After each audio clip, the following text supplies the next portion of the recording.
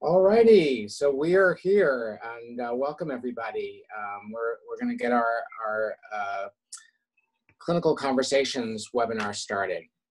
Okay, so today, so my name again, actually I haven't said yet. My name is Barry Servet. I'm the medical director for McPap, and I think many of you who come regularly know me. I am really excited about the topic for today. The topic of the session today is entitled, "Is this trauma or ADHD? Tips to address mental health care needs of youth in foster care in the primary care setting."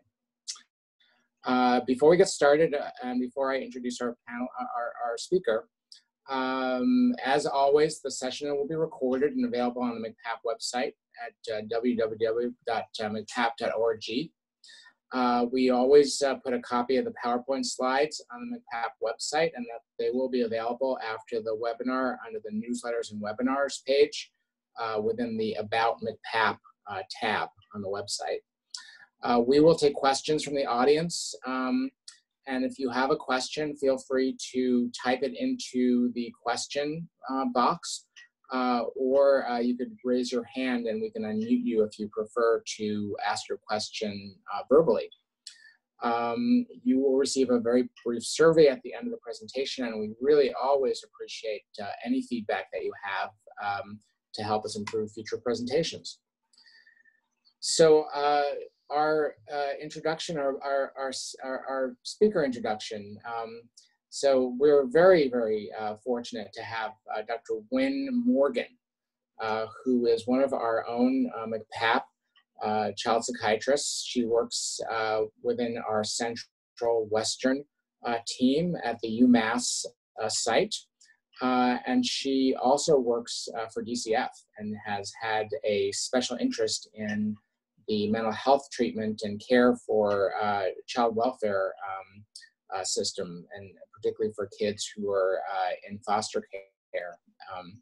So Dr. Morgan is an assistant professor of psychiatry at UMass Medical School. She's the co-program director for an integrated foster care clinic at UMass called the FACES program. And she also serves as a consultant child psychiatrist to the medical director at the Massachusetts Department of Children and Families.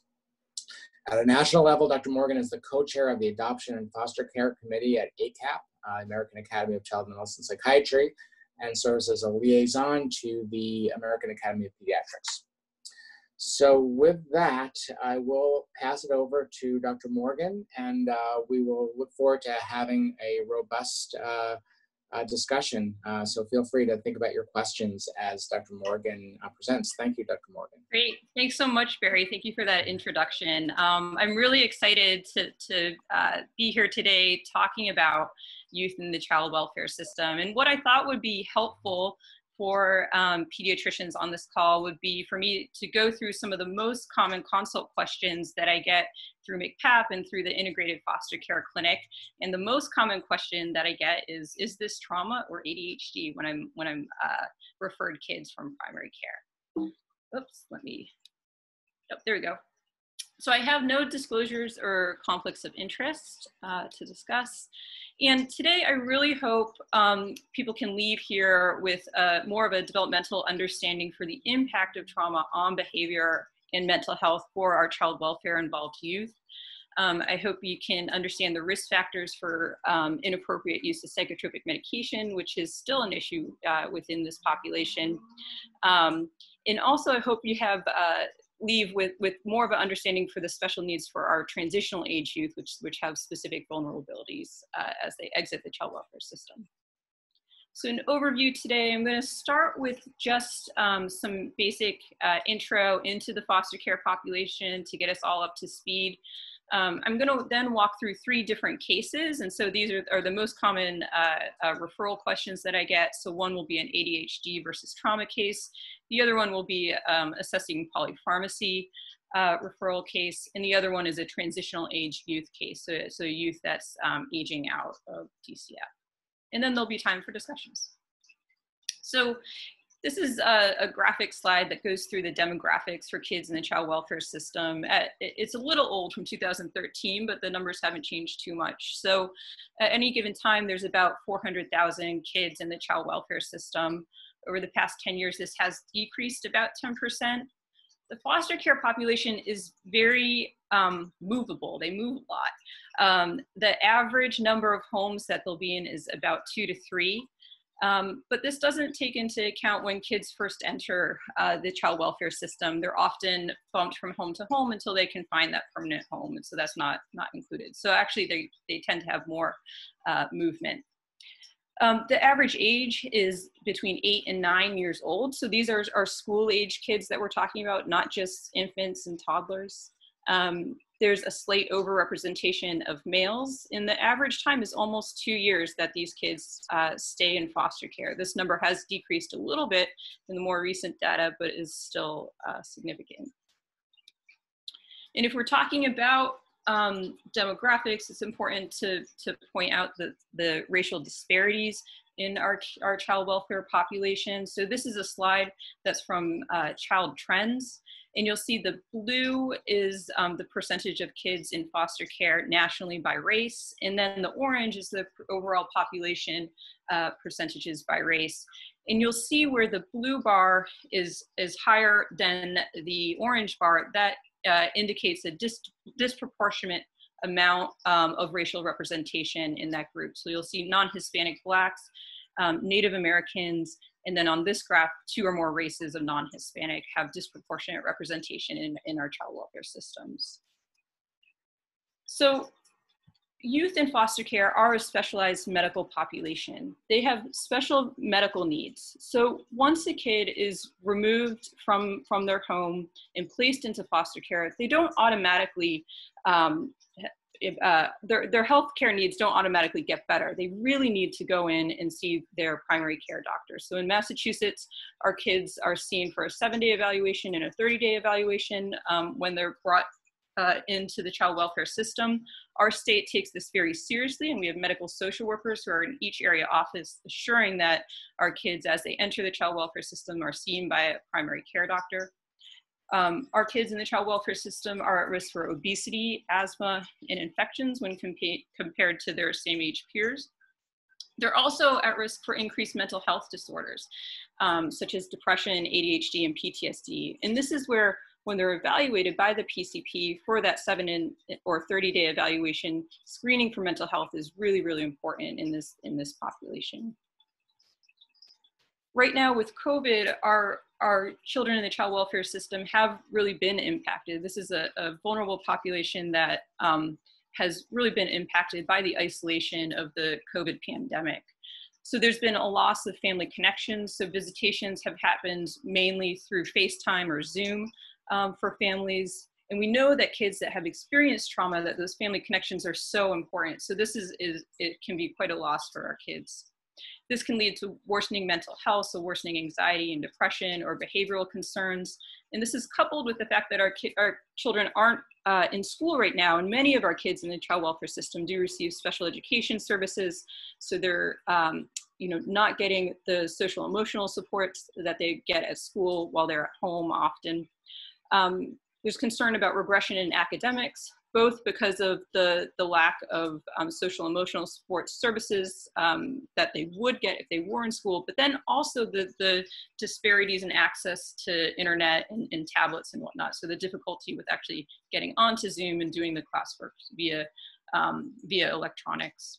We have seen an uptick in medication use. So with the lack of psychosocial support, so in-home therapists not being able to actually go into the homes, there's been an increase in medication requests in order to deal with some of these behavioral challenges that are being seen. We've also seen over COVID a dramatic decrease in 51As, something that the child advocate has been trying to have more of a public health notice to. And this is because our kids aren't in school and they're not going to the pediatrician as regularly with the COVID. So there's significant issues that are impacting our kids. So how do kids actually come into the child welfare system? So most kids are coming in because of a trauma that they've experienced, whether it's neglect, physical abuse, sexual abuse, emotional abuse, or abandonment. In Massachusetts, kids can also come into the child welfare system through the court system via child requiring assistance.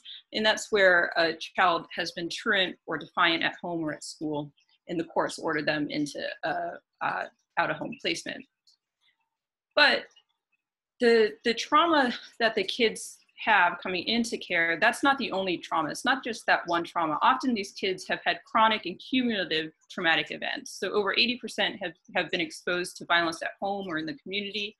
They're coming from chaotic households. Homelessness is often experienced by these kids prior to coming into care. And they've also often had multiple caregivers.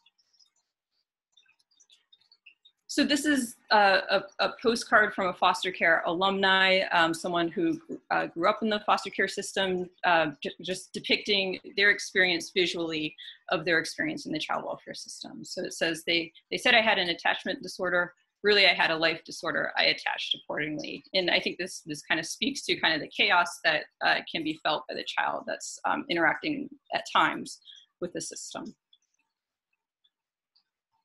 So when we're evaluating children, especially when we're looking at behavioral and mental health concerns, it's really important that we put our trauma lens on and are being appreciative to not only the single trauma that may be aware, but the idea that there likely has been chronic and cumulative traumatic events that have happened to this child that are impacting their behaviors and mental health. And that brings us to our first case, Josiah. So Josiah is a 5-year-old boy who came to the pediatrician with a diagnosis of ADHD, was referred to me questioning, is this ADHD or trauma? So Josiah is in the child welfare system. He was brought into the child welfare system because he was found alone in his car. His parents had been struggling with substance use and had been homeless. He had been reportedly living in his car for about a year. They traveled up from down south and came up, and he was brought in with a first-time foster parent and the DCF worker, and the DCF worker noted behavioral concerns. And so the pediatrician was rightly thinking, is this ADHD or is this trauma? And reportedly, Josiah had been on Ritalin previously. And so DCF was wondering, should he go back on the Ritalin? Would that help with his behavioral issues? So in my evaluation with the foster parent and the child, foster parent describes Josiah as being very energetic, very playful, very excited to go to kindergarten. So he's not in school yet, having a ton of energy, but there's huge issues with sleep. This is the child that just isn't sleeping at night, which means that the foster parent isn't sleeping. She describes, taking an hour or two to get him to fall asleep. Once he is asleep, he then would walk into his bedroom, their bedroom, and curl up in a ball on their bed, wanting to co-sleep with them. But in DCF, there's strict rules against co-sleeping, so the foster parent would then have to pick him up and bring him back to his bed. And this would go back and forth all night long. So both foster parents weren't sleeping, Josiah wasn't sleeping, and everyone was pretty upset.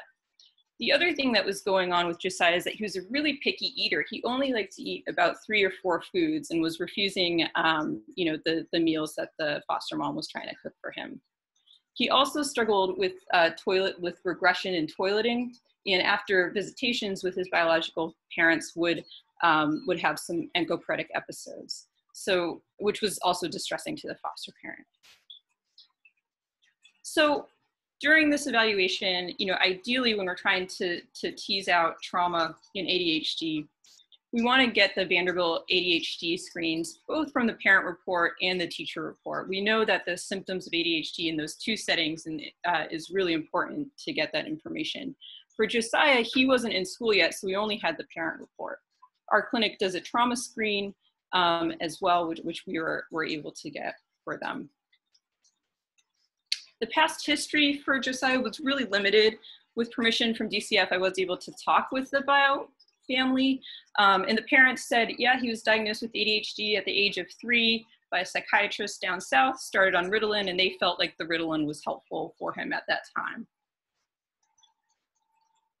But when you're looking at trauma and ADHD, it is tough. This is why it's the first question that I always get from pediatricians, or one of the most common ones that I get.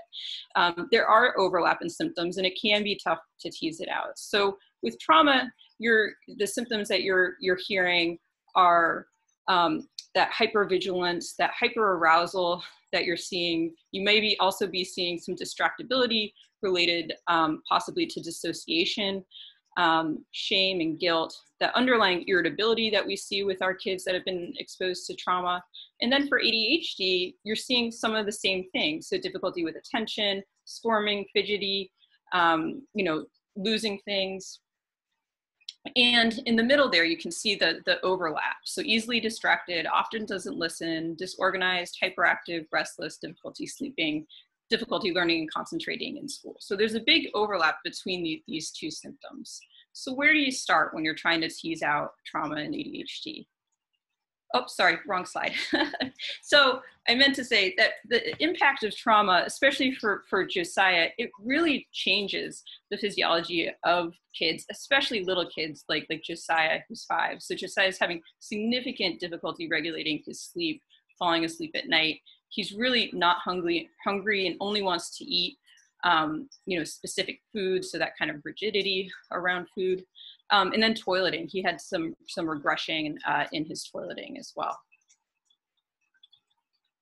And so for Josiah, in terms of treatment planning, it was really trying to address which symptom is causing the most functional impairment. And for Josiah, it was the sleep.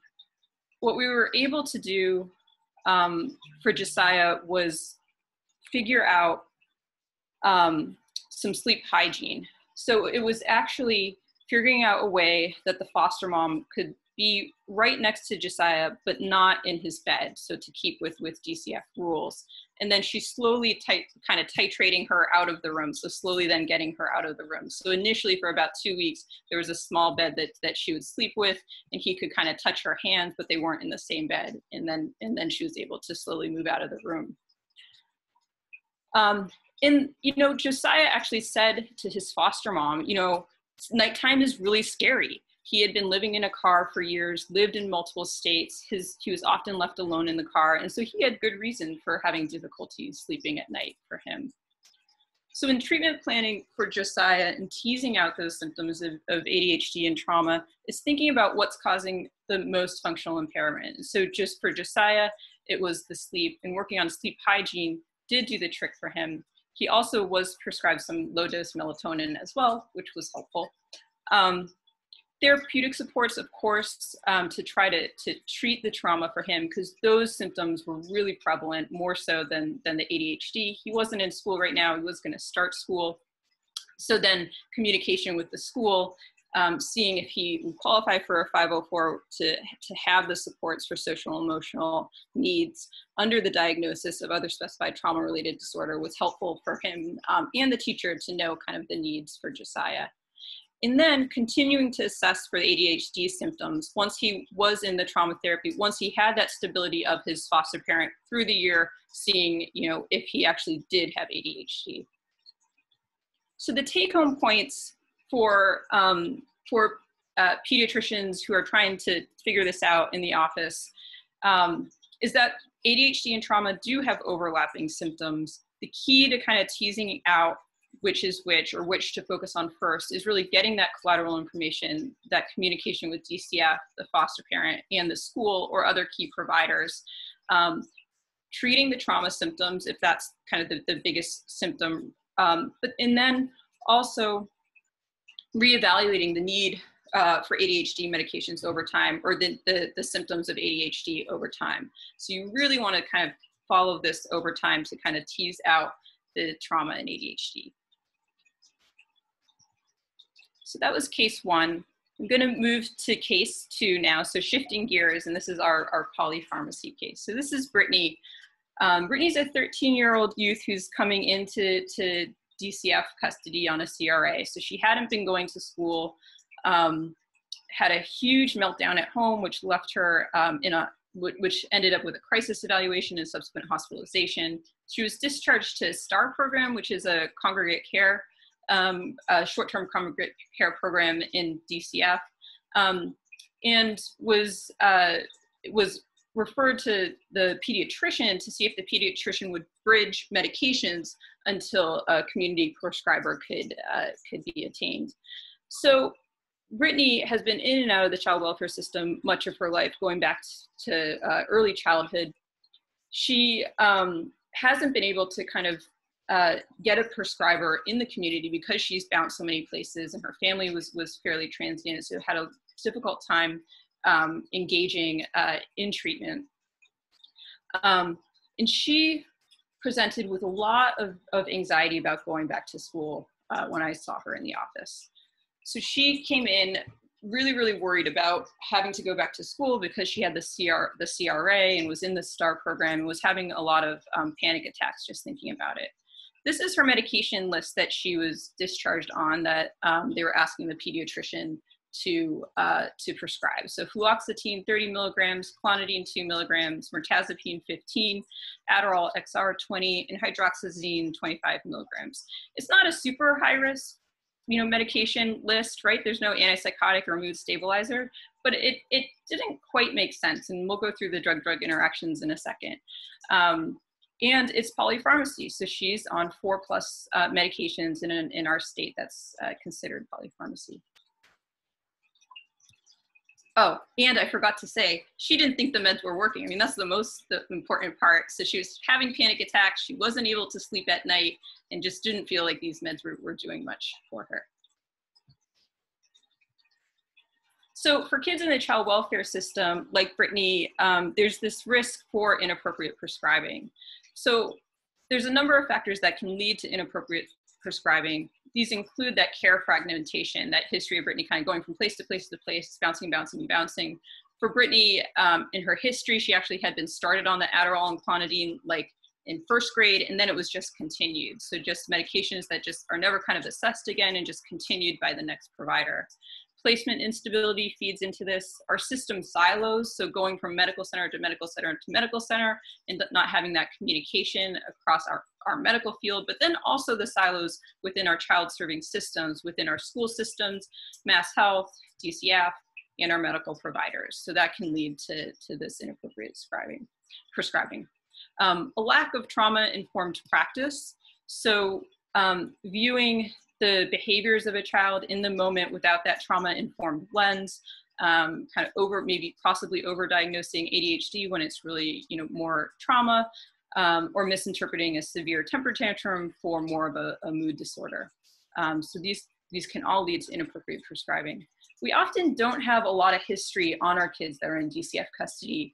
And history is important, especially, when you're trying to tease out, is this autism, is this trauma, is this ADHD? And those pieces are often missed. We just don't have that information.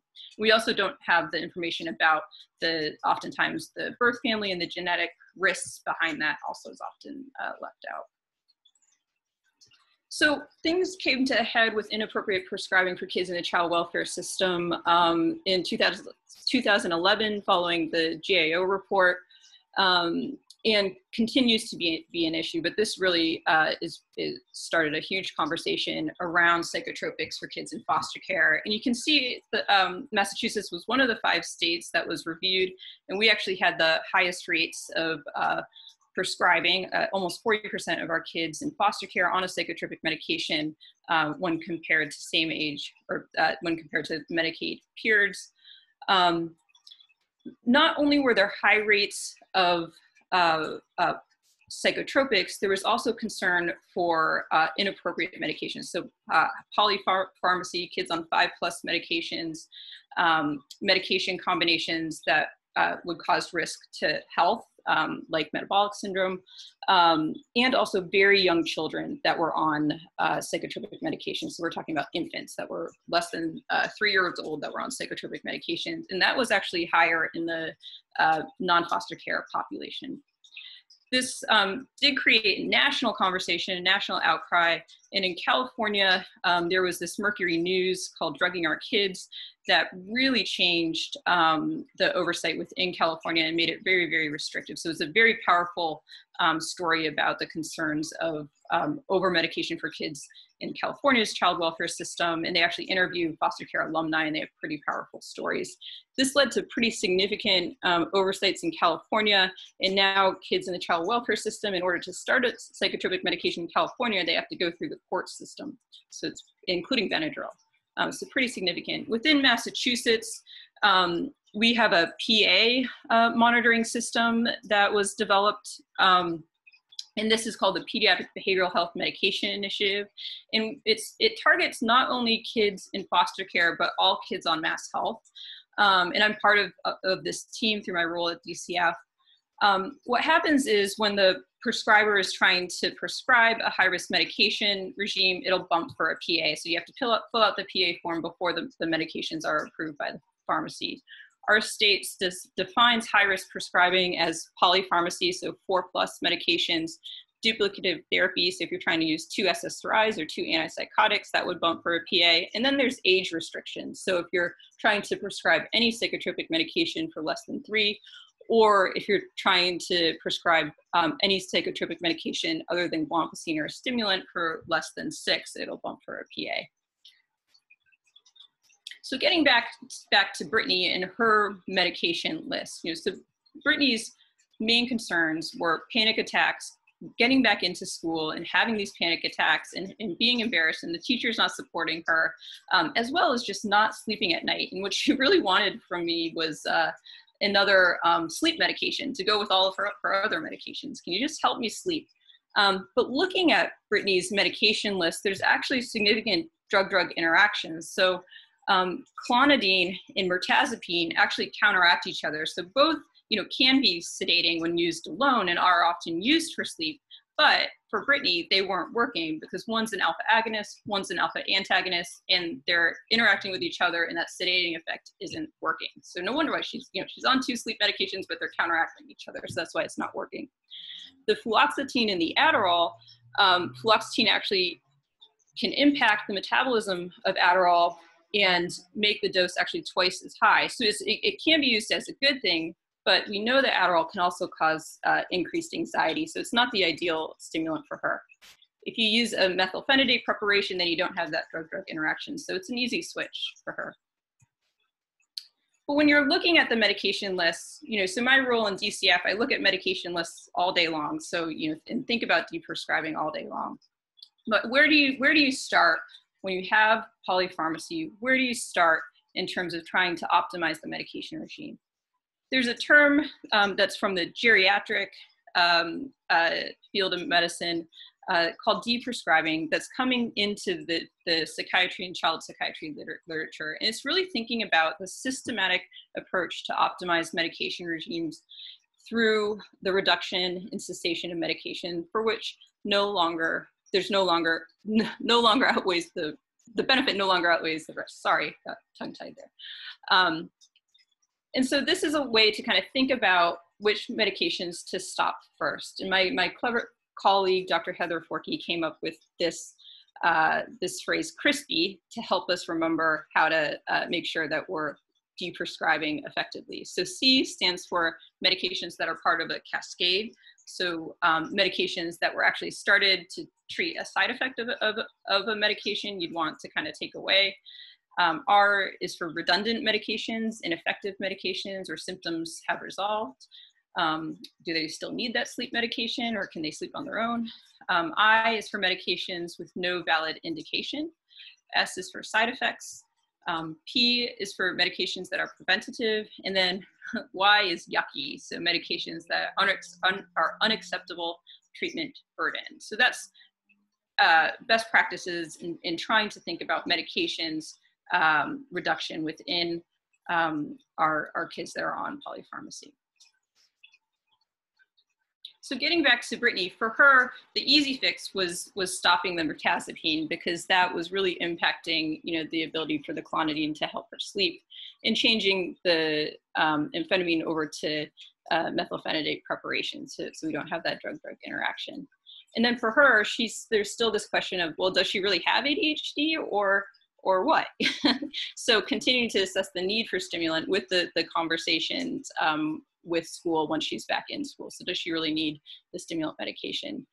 And for her, school was really, really important. So the coordination with school, helping to get her special education services, so the school was aware about her panic attacks, that she wasn't being defiant when she got up and walked out of the room, but that she really was having panic attacks.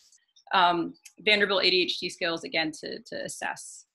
For her, trauma therapy is really important, and in our state we have Linked Kids, which is a trauma hotline, or a hotline for therapeutic resources. They do evidence-based trainings throughout the state, and can link kids that need evidence-based trauma treatment. So got her some trauma therapy too. I think the take-home point from this case for pediatricians is really, when you see one of your kids that's on polypharmacy, just take a closer look at the medication list that they're on, and do they need all those medications? Do they still need that melatonin, hydroxyzine? You know, having conversations, especially for our kids in the child welfare system, having conversations with prescribers. Oftentimes there is an assumption that, you know, oh, well, they have a prescriber, they know best, but oftentimes the pediatrician actually has a ton of information that the prescriber might know. So trying to break down those silos and make sure our communications are flowing. So just really making sure to take a closer look at medication lists for our kids in the child welfare system when they're coming into your office, whether you're prescribing them or not. All right, so our last case for today is Andrew. So Andrew's a 17-year-old youth who was referred, who was sent over to his pediatrician because he had ended up in EMH following making a disclosure of suicidal thoughts to his therapist. He didn't meet hospital level criteria, but they thought, the ED thought it would be good for him to follow up with his PCP, who subsequently referred him over for an evaluation with me for concerns of depression.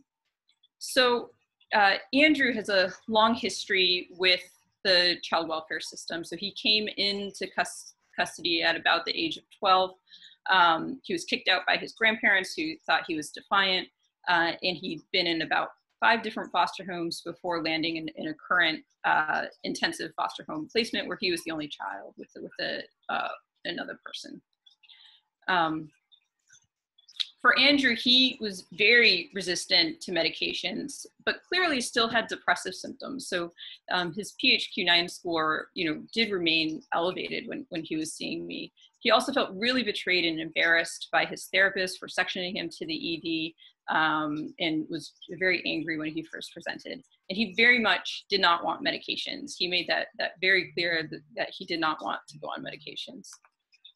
But in talking with Andrew, his depression was also really impacted by his concerns of aging out of DCF. He was really ambivalent about wanting to sign on for voluntary services, which can go up to age 21 for our kids in state custody. He was worried about, how do I get a job? How do I support myself? How do I get a driver's license? How do I get my own apartment? So all these thoughts about turning 18 and what that means were really worrying him and driving a lot of his worsening depressive symptoms. And for Andrew, this is not uncommon.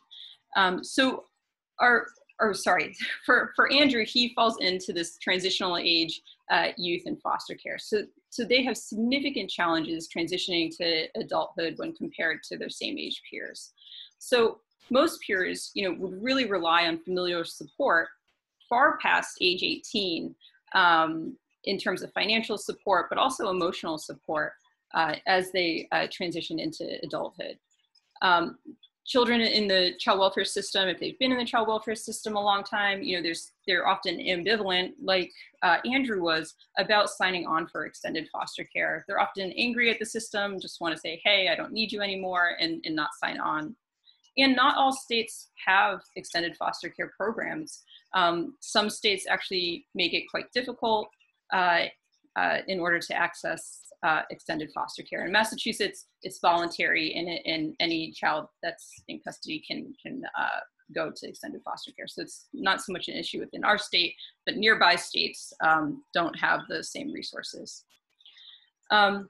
Studies have shown that kids aging out of the child welfare system really have some poor outcomes. So worsening mental health, poor employment, involvement with the criminal justice system, and lower rates of educational attainment.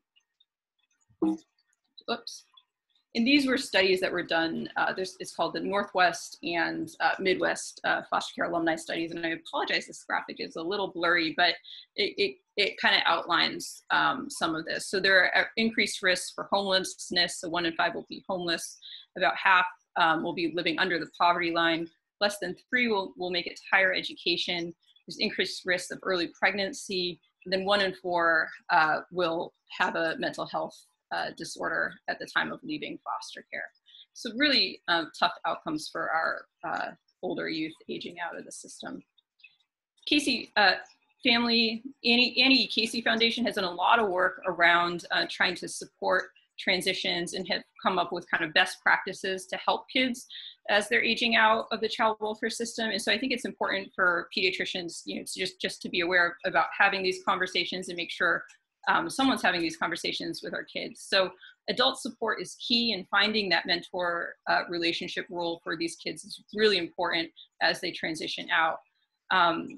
So best practices around financial literacy. Do they have a bank account? Do they know how to write a check? Do they know how to manage their money? Housing management, academic supports, as well as career planning. So these are all kind of the facets that are important to conversations to have with kids as they transition out.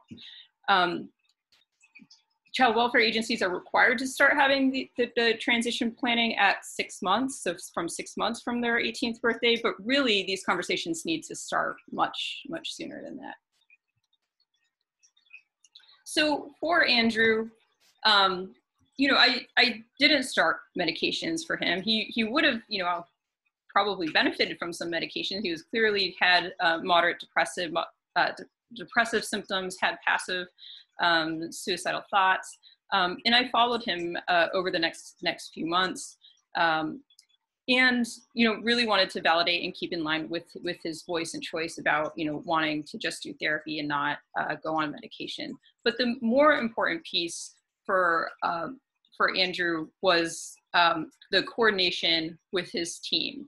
So he had, you know, people involved, but were those people kind of communicating? So he had a therapist who he was able to repair with following that, that section to the ED. He had folks in the school system who very much enjoyed him. He had a DCF worker who'd been with him for a long time and a primary care provider. And it's about trying to make sure that everyone's on board with getting Andrew to sign on for the voluntary services through DCF, but also follow, you know, his voice and his future vision about where he wants to get to. But it really took kind of a team coming around Andrew to support him, and not one person alone.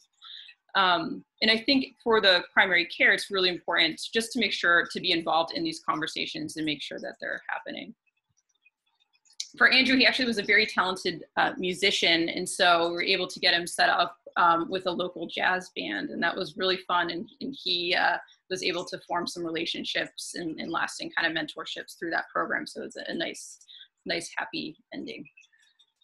And again, so when you're thinking about our youth transitioning out of child welfare system, it's really a team approach. These are really, it's a really vulnerable time in the child's life. And so just making sure that they have all those supports in place, and it really takes multiple systems to support these kids as they transition out of the child welfare system. So, and that's my talk for today. I did put on some resources that I used to make this presentation, as well as some of my favorite resources. So MCPAP has a wonderful PTSD webinar, and the algorithm will be out soon, but the PTSD webinar was done last month, and you should check it out. NCTSN is a great resource for trauma, and they do have this guide about ADHD and child traumatic stress for clinicians that is helpful. Our FACES clinic has community and national resources there, and we're always updating it, so you can check out our webpage. I did want folks to know that the AAP has a new clinical report out on children exposed to maltreatment and assessment and the role of psychotropic medication that just came out in February, so you can check that out. And then the practice parameter from ACAP around child welfare involved youth. So great, thank you. Are there any questions? And thank you so much, Wynne. It was a really great talk. And I think there's a lot of food for thought here. I do not see any questions in the question and answer function yet, but let's give people a couple minutes to process this, see if they can get a question. You know, the questions can be anything related to mental health needs for foster kids. It doesn't have to be on the differential diagnosis of ADHD and PTSD and some of those other more specific issues. But, you know, we have an expert here in addressing the mental health needs of children in the foster care system. So I think, you know, one area that I didn't touch on, I mean, I'll just talk, but yeah, go ahead. Was really supporting the foster parents. So I think, you know, the foster parent in kind of the treatment planning, you know, for kids, the foster parent often is left out, but they're the ones that are so important because they're dealing day to day with those traumas, or sorry, with those trauma reactive behaviors, and they have limited training around that. So making sure that, you know, the team approach is also trying to support the foster parents as well. And there are more and more supports out there for foster parents, happy to say, but they also need support. And I think by supporting the foster parents, you're also helping to stabilize that placement and provide that connection support that the child needs. I mean, that's the key to treating any traumatized youth, is trying to provide that stable base for them. And the foster parent can be that kind of stable base for a lot of these kids. So they're really key in terms of the treatment planning for our kids.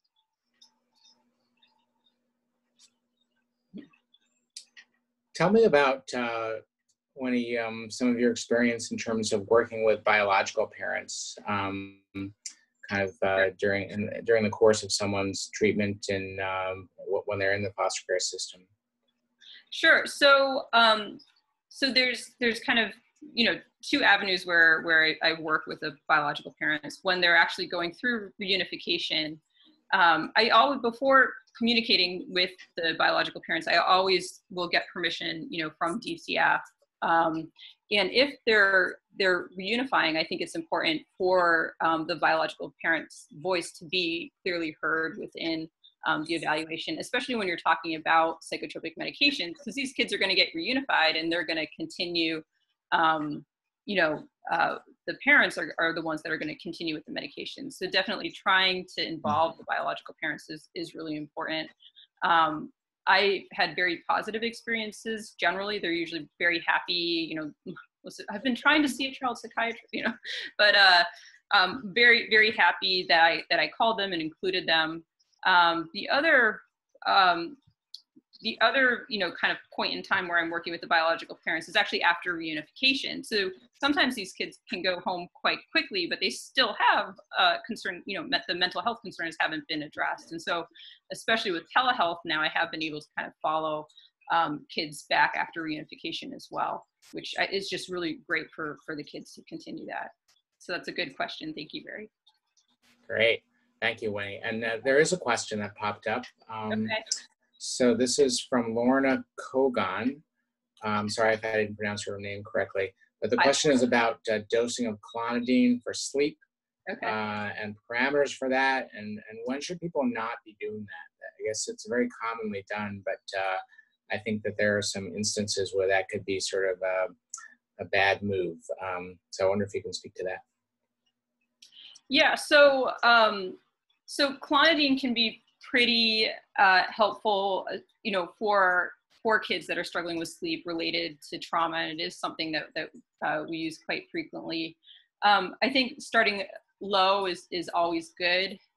So for a school age kid, it usually start at 0.05 milligrams, so a half tab of the 0.1s.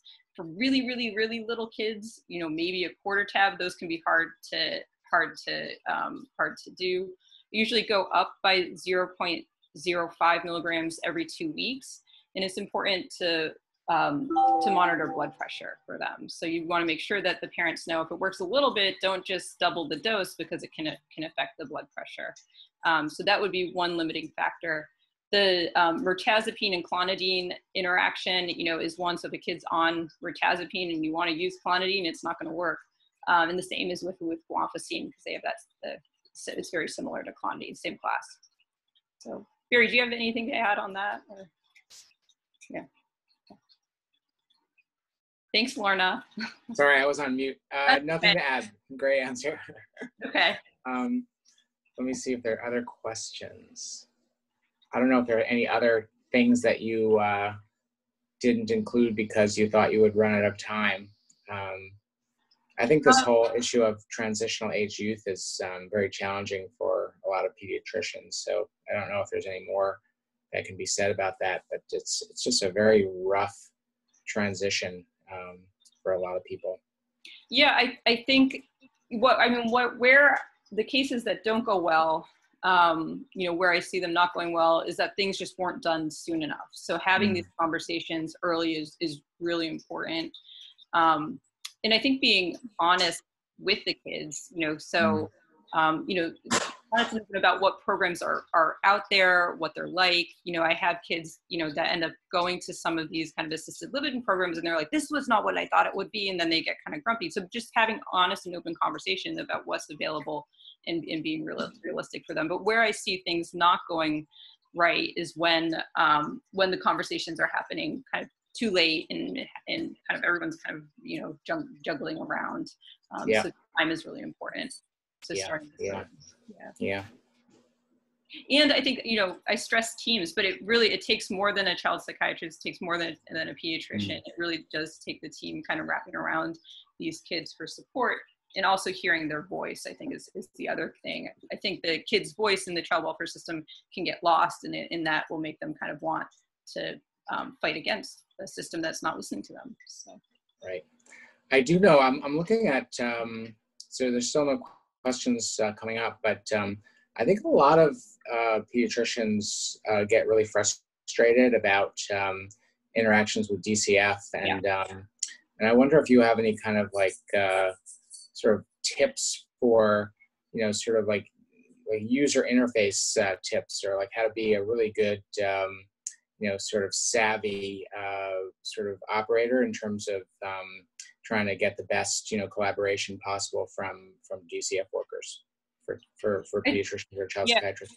Yeah. I think, for pediatricians, one resource that's, new in the last five years for kids in the child welfare system is the medical social workers that are in each area office. And so I hope that there is that liaison between their practice and the medical social workers who are trying to get these kids in. They're great at being able to just be the liaison between DCF and the pediatrician's office. They can get medical records. They can help navigate the oftentimes confusing child welfare area office system. And so I think definitely utilizing your DCF medical social worker, knowing who they are. And I think, a lot of the kind of difficulties or frustrations with DCF that I see are around kind of poor discharge planning issues when a kid's been hospitalized and then doesn't have a prescriber and they're asking the PCP. So that can be tough. And I think, really utilizing MCPAP as a resource. I mean, we're here to discuss those cases. If you're being asked to take over a medication list that you really don't feel comfortable with, please, call MCPAP and we can walk you through. But oftentimes, they're supposed to be able to set up outpatient prescriber for these kids if they have been hospitalized. So I think, you can't push back if you are feeling uncomfortable with the medication list. For kids that are in DCF custody, I actually review cases and am happy to field questions when there is a concern, because oftentimes if the pediatrician's worried about it, I'm going to end up hearing about the case. So I am available to consult on individual cases too. how would people request, your consultation on some It's cases? usually, yep, so that's a good question. So it usually would go through the medical social worker or the regional nurse, or they can email me. So, yeah. But through DCF, it usually goes through the medical social worker. Mm-hmm. I guess the only other thing I would add is just that, we all know that the caseloads for DCF workers are probably still pretty high.